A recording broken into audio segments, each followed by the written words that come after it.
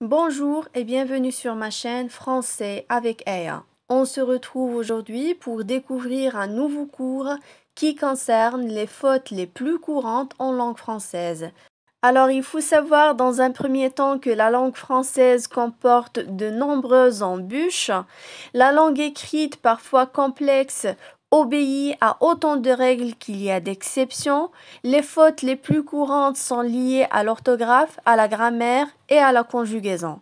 Quant à la langue parlée, c'est-à-dire l'expression orale, elle donne lieu à une multitude de fautes liées à la prononciation, à l'emploi d'homophones, à la confusion entre des mots qui se ressemblent, c'est-à-dire les paronymes, à un certain relâchement de langage, etc.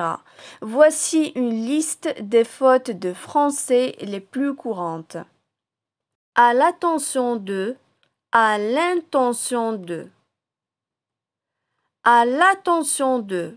On l'utilise dans le langage de l'administration pour indiquer le destinataire d'une lettre, d'une note administrative ou d'un envoi.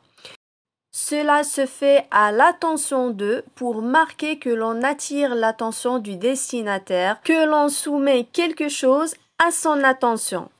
L'expression à l'intention de quelqu'un signifie pour lui dans le but que cela lui soit agréable, profitable ou bénéfique.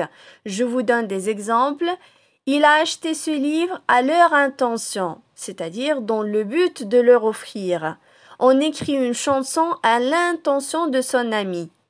À nouveau, de nouveau. Prenons un exemple pour mieux comprendre la différence entre les deux expressions. J'ai raté ce gâteau, je vais le faire. Si on dit je vais le faire de nouveau, cela signifie de la même façon.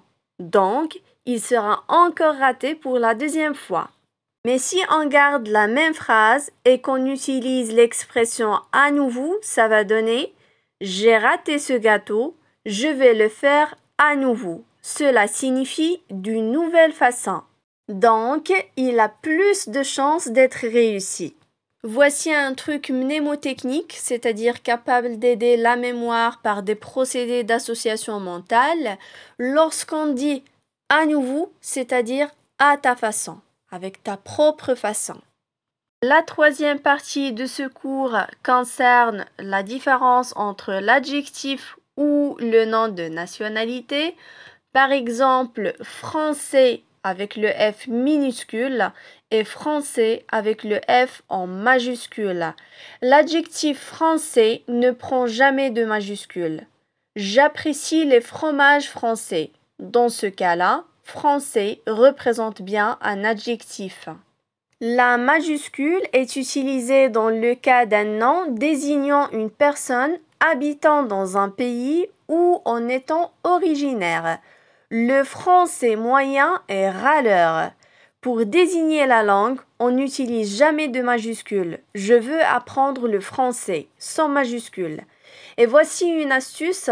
Ces règles valent aussi pour des régions.